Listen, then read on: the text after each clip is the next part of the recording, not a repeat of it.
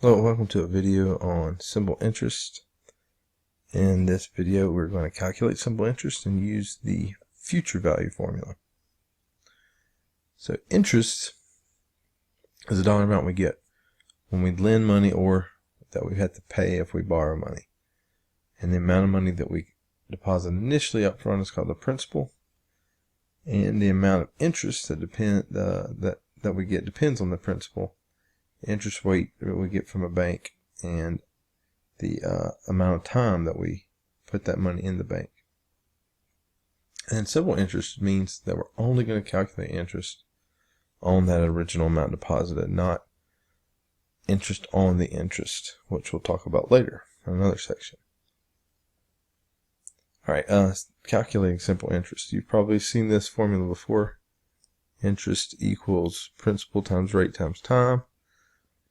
I equals PRT is what a lot of people know it as.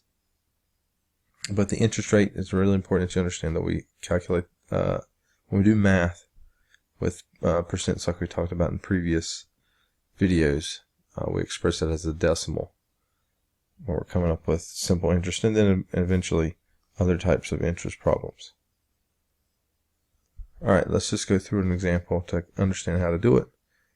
When we are calculating simple interest for just a single year, we're going to put $2,000 into a savings account and a bank that's giving us a rate of 6%, and we want to find the interest at the end of the first year. So 2,000, there's that 2,000, there's the 6% as a decimal, and time is 1 year, so it's just the first year. Alright, so we just plug in I equals PRT. P is 2,000, that's the principal. 6% as a decimal, make sure to change it to a decimal. You can always just take whatever number's in front of the percent sign and with a calculator divide that by 100, and there's your decimal. You can always do it that way. If you can't remember how to change percent to a decimal, just drop the percent sign, move it 2 places to the left, or just drop the percent sign, divide it by 100 like I did there. Okay, so there's the interest in that first year, $120.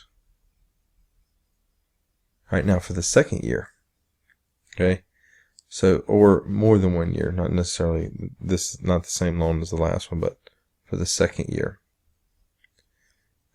what we do is we take that principal, we're going to multiply it by the 8%, but then the T, instead of it just being 1 like it was last time, it's 2.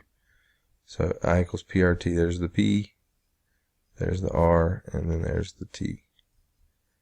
Alright, and then we just multiply that together, get 288, and there's our interest. Alright, future value. The future value that we obtain, we call it A. It's the amount that the principal has grown to over T years. So we put in the amount P, and over T years at an interest rate of R, it grows to this amount. Now, the present value, P, that's just another name for principal. That's another thing that we can call principal. Alright, but there's the formula for what that thing will grow to in T years. Alright, so here's an example. If we want to come up with future value, like how much will we have in the account after a certain amount of time.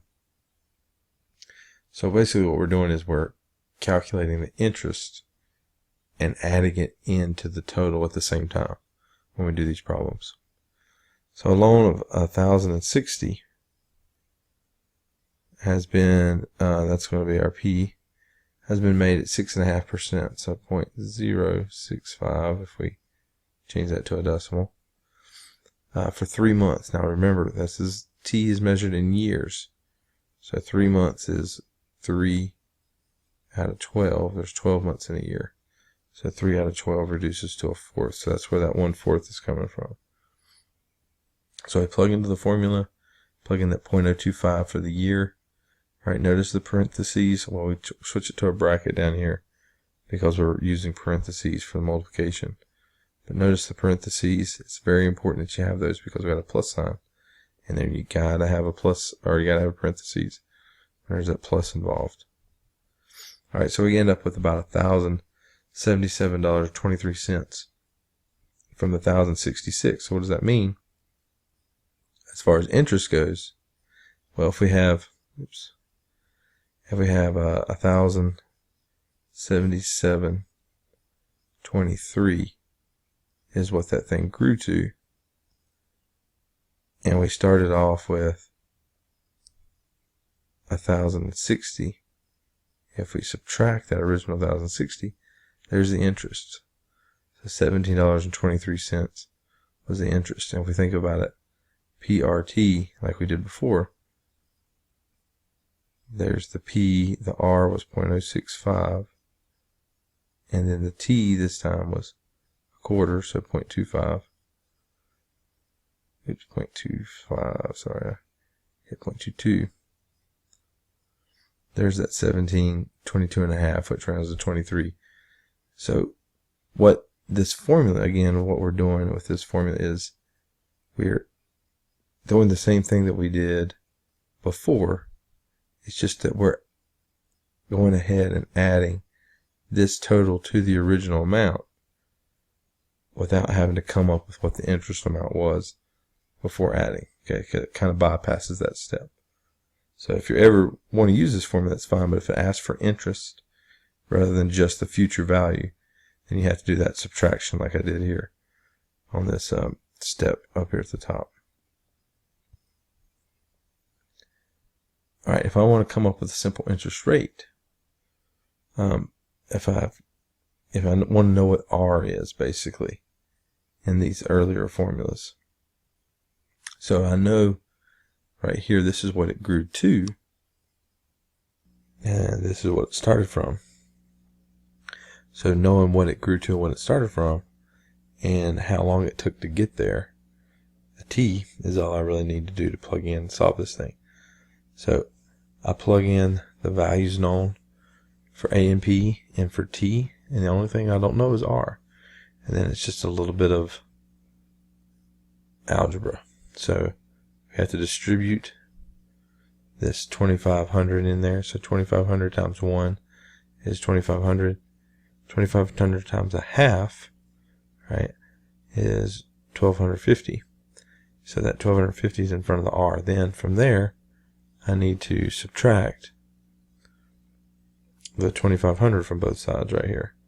So minus 2,500 on left, minus 2,500 on the right, and that's where that's 155 is coming from. It's the 2655 right here, minus the 2,500 on the other side, and that isolates the 1,250 R.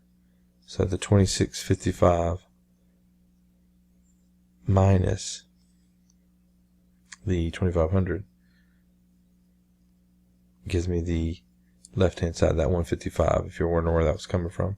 And then we divide to get the R by itself, we divide by the 1,250. Alright, and then you see that's where that 0.124 is coming from. Okay, so 0.124 times 100 to get it as a percent.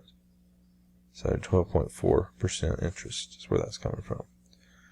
Alright, so those are some simple interest problems, some basic interest type calculations. They do get a little bit more complicated when we start getting into compound interest, but we'll get there in the next couple of sections.